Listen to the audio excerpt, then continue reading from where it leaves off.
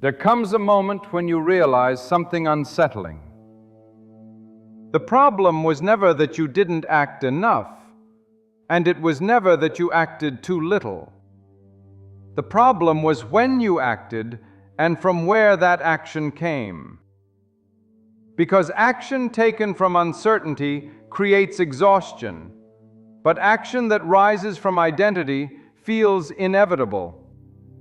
Tonight you will discover the difference, and by the end of this journey, you will understand why the most powerful movements in life never feel forced.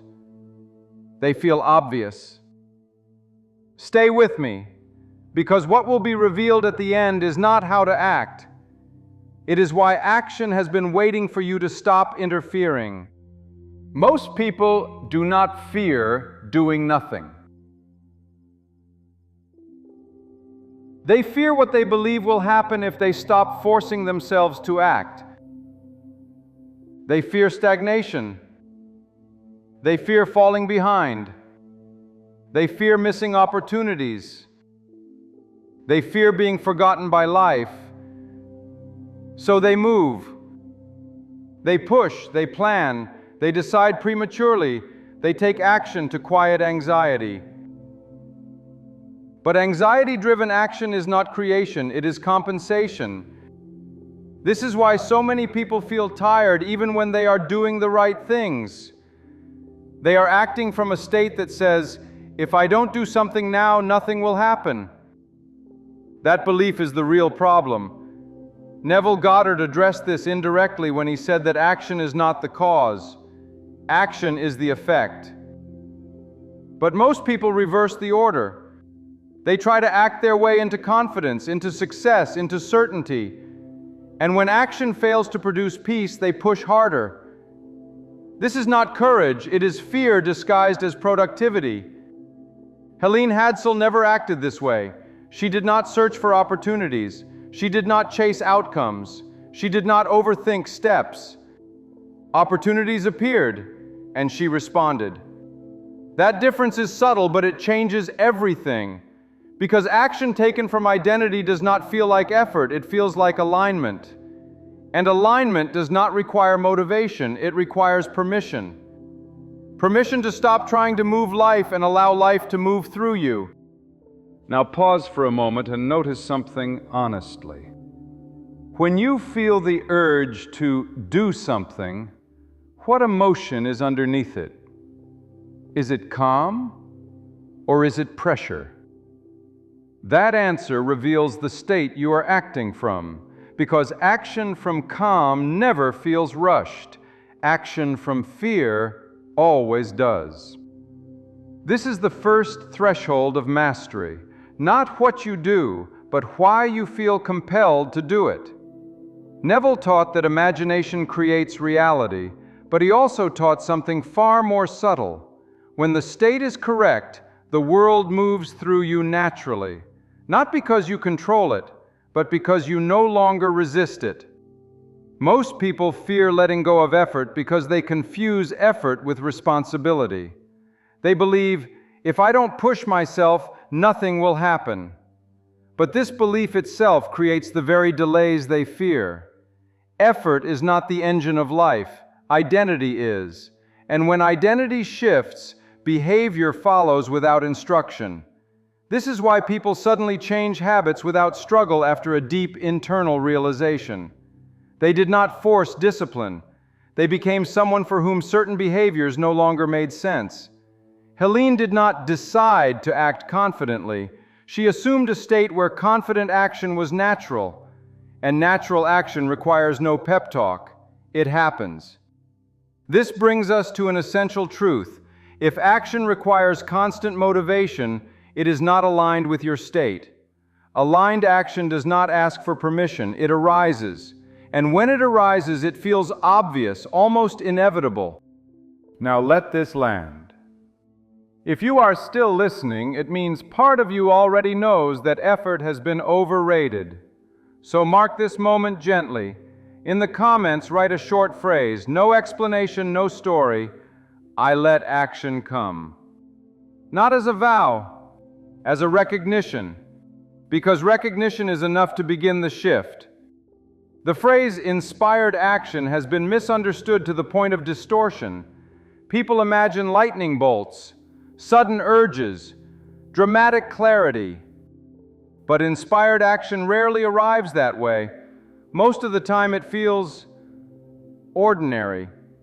A thought you didn't force, a conversation you didn't plan, a decision that doesn't feel heavy.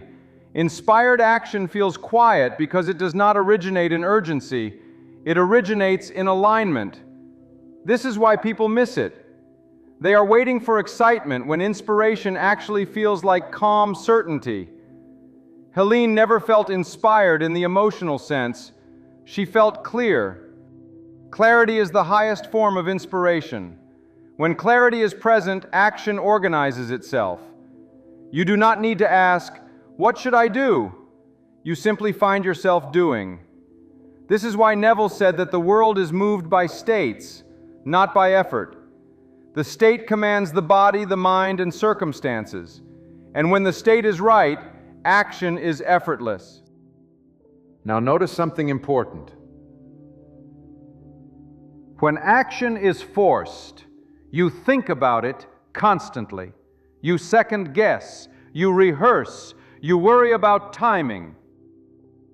When action is aligned, you do not think about it much at all. You act and move on. This is one of the clearest signs that identity has shifted.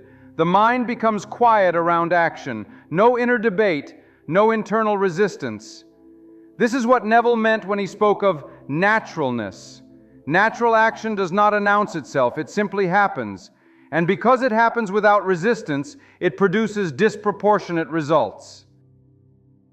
This is why people sometimes say, "I don't know how it happened, I just did the right thing at the right time." That is not luck, that is alignment.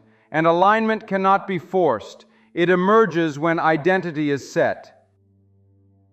Now, at this point in the journey, many people feel an unfamiliar sensation. Not excitement, not urgency.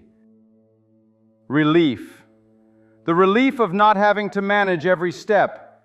The relief of trusting life to move with you, not against you. If that relief feels real to you, this is the moment where some choose to stabilize it deliberately. If you feel drawn to deepen this state and live from it consistently, there is a 21-day challenge linked in the description and pinned comment below. Not to teach you how to act, but to help you stop interfering.